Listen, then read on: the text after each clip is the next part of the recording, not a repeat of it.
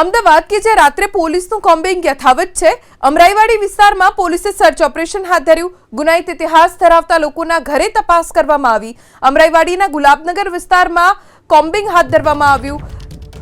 મોટી સંખ્યામાં પોલીસ કર્મચારીઓ આ કોમ્બિંગમાં જોડાયા। મહિલા પોલીસ કર્મીઓ સાથે પોલીસ કર્મચારીઓએ કોમ્બિંગ કર્યું। અમરાઈવાડી વિસ્તારમાં ગુનાહિત ઇતિહાસ ધરાવતા લોકોના ઘરે તપાસ પણ કરી છે।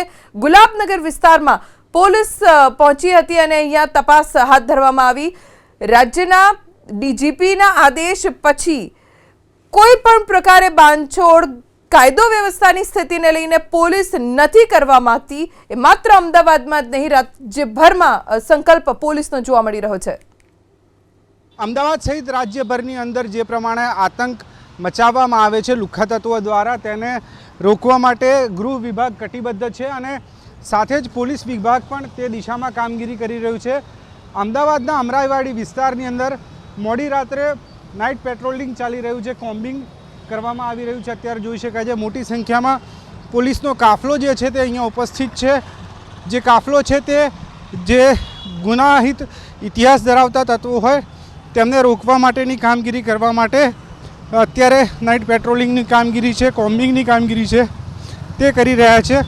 સાથે જ જે વિસ્તાર છે, આરોપીઓની જે પ્રવૃત્તિઓ છે તેને રોકવા માટે, ડામવા માટે પોલીસ વિભાગની કામગીરી અત્યારે ક્યાંક ને ક્યાંક થતી હોય તે પ્રકારના દ્રશ્યો સામે આવી રહ્યા છે। ફરીથી એક વખત પ્રયત્ન કરીશું અધિકારી સાહેબની જોડે વાત કરવા માટે, તેમનું શું કહેવું છે આ સમગ્ર મુદ્દે। સાહેબ, શું કહેશો, કયા પ્રકારની કામગીરી આજના આયોજનમાં ને આપ કયા પ્રકારનું આયોજન આજના દિવસ ને આજે જે આરોપીઓ જે છે, જે અસામાજિક તત્વો જે છે એ તમામના ઘરો જે છે એ ચેક કરવામાં આવે છે। શું એમની ગતિવિધિ, શું પ્રવૃત્તિઓ છે એ ચેક કરવામાં આવેલા છે। હિસ્ટ્રી સીટર MCR કાર્ડ જે છે એ આપણે ચેક ગૃહ વિભાગે કટિબદ્ધતા બતાવી છે કે કોઈપણ અસામાજિક તત્વોને છોડવામાં નહીં આવે, પોલીસ પોતાનું કામ કરશે, કાયદાનું ભાન કરાવશે। આપ શું કહેશો?